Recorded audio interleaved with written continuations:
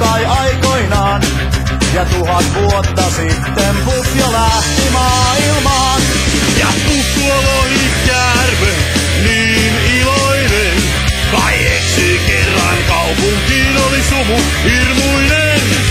Puff ei lentää voinut, niin löysi sen. Tuo pihan poika pikkuinen, joka myös on iloinen. Hän vanhan lohikäärmeen korjas kumiliimallaan.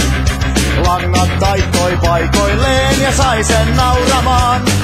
Ja ilmaa siitä noustiin, se johti seikkailuun. Kumpainenkin unohti jo aivan kaiken muun.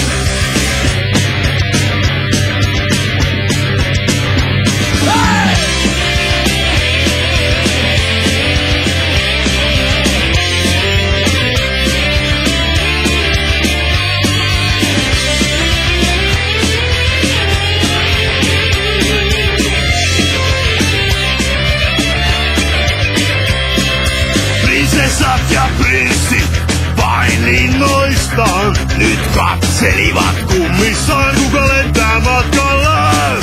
Laivan merirosvon myös kauhistui, kun tulta syösten kirastaan sille Puff vain huusi hui.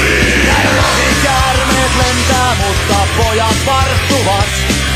Leikin aika loppuu, työhön pojat tarttuvat.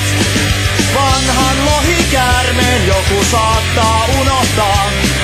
Se aivan yksin rannalla näin poikaa odottaa.